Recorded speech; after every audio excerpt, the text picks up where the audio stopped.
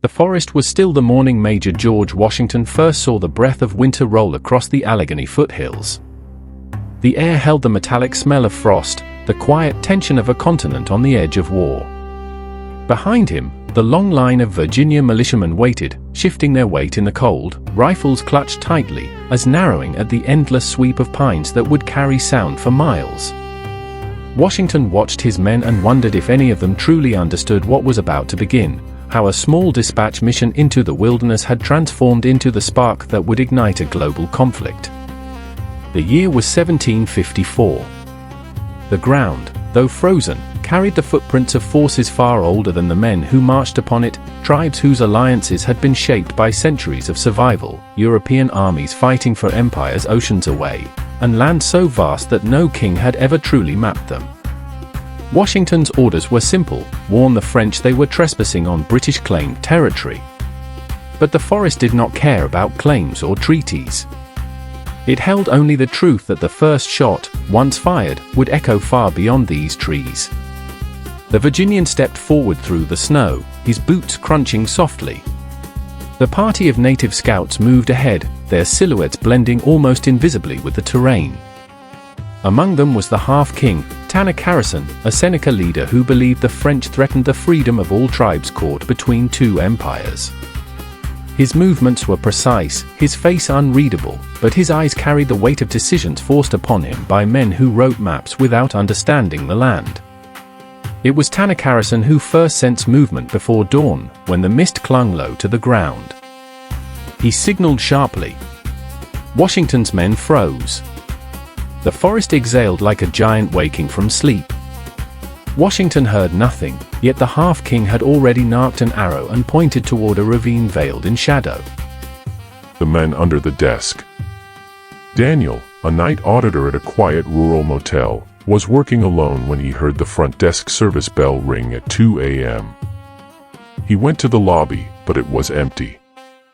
10 minutes later, it rang again. He checked the parking lot and the lobby, but found no one. Thinking it was a prankster playing a game, Daniel decided to sit in the chair directly behind the front desk to catch them in the act. He sat in silence for 20 minutes. Just as he began to relax, the bell rang right in front of him. To his horror, he saw a pale hand reach up from underneath the desk to press the bell. The intruder had been hiding in the cramped space under the desk, just inches from Daniel's legs, the entire time. Daniel sprinted to the back office, locked the door, and watched the security feed. A tall man in a hoodie crawled out from under the desk, paced around the lobby, and tried the office door handle before fleeing just as police arrived. The stalker named Paul.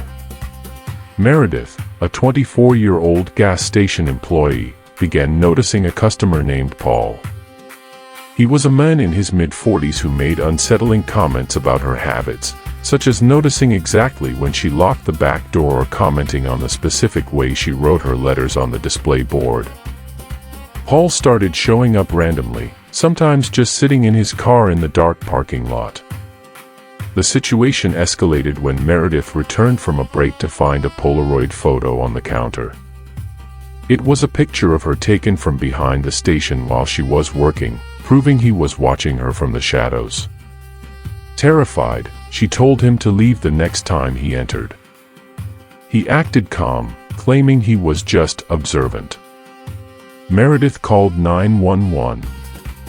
When police searched Paul's car, they found a notebook filled with obsessive notes about Meredith, her schedule, her clothing, and pages with just her name written over and over in frantic loops. He was arrested, and Meredith transferred to a different station miles away. The suspicious car. A 22-year-old female gas station worker was visited by her co-worker, Max, and his friend during her night shift. They warned her about a car parked in the dark lot with no license plates and the engine running. When approached, the driver acted suspicious and sped off, followed immediately by a second car. The next night, the same car returned. A group of customers entered and warned the worker that they saw two men in that car arguing and pointing towards the store entrance. When the customers tried to approach the vehicle, the driver panicked and reversed out of the lot quickly. The worker realized that the men were likely casing the station, planning to rob or harm her, and were only deterred by the presence of other people. A night shift worker at a small hotel had a terrifying encounter around 11 p.m. A man in his mid-40s, wearing a baseball cap and carrying a backpack, entered and asked for a room. The worker processed his check-in, swiped his card, and gave him the key to room 214. However, the men lingered strangely before walking away. Around midnight, the worker noticed the man was back in the lobby, simply staring at a blank TV screen. He sat there for over 30 minutes without moving or looking at his phone. Feeling uneasy, the worker checked the computer system at 1 a.m. and discovered something chilling. Room 214 was listed as vacant. There was no record of the man's name, no payment transaction, and the key card log showed that no one had ever entered the room. The man had pretended to check in just to get access to the building. Terrified, the worker watched on security cameras as the men wandered the hotel hallways, stood in dark corners, and even stood silently outside other guests' doors. Finally, at 4:10 a.m., the police arrived. They discovered the man was using a stolen credit card and had no luggage. He had been roaming the hotel with unknown intentions for hours. The war that had once united Britain and its colonies had, in truth, driven them apart. The forests of North America, which had echoed with musket fire and war cries, now held their breath as the next great conflict slowly gathered. The French and Indian War was over, but it had changed the continent in ways no one could fully foresee. It had set in motion a future shaped by revolution, independence, and the birth of a new nation. And in the heart of that vast wilderness, where rivers gleamed under starlight and the memory of battle still whispered through the trees, history waited, knowing the greatest story had yet to unfold, about an empire that ignored their sacrifices. The French and Indian War had ended with victory, but its aftermath had planted seeds of rebellion. In the quiet years that followed, the frontier slowly regained its rhythm. Forests scarred by war grew back. Streams ran clear again. Village rebuit. Forts stood like sentinels, half reminders of conflict, half warnings of what could come again. Traders returned to their routes, carrying goods and stories. Children played in fields where soldiers once bled. But beneath the surface, change simmered. George Washington, now back at his plantation in Virginia, walked his fields with a mind shaped by war. He had entered the conflict hoping to earn honor, hoping to carve a name in military history. He emerged with a different understanding, a growing skepticism of British leadership, a sense that the colonies were treated as inferior, and a belief that destiny was quietly pulling him toward something greater.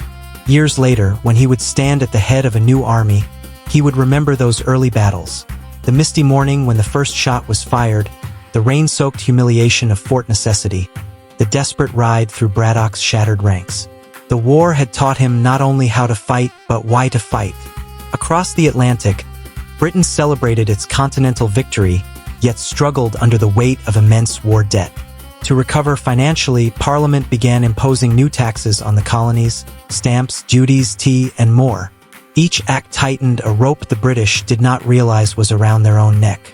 The colonists, many of whom had fought in the French and Indian War believing they were defending their rights as English subjects, now felt betrayed.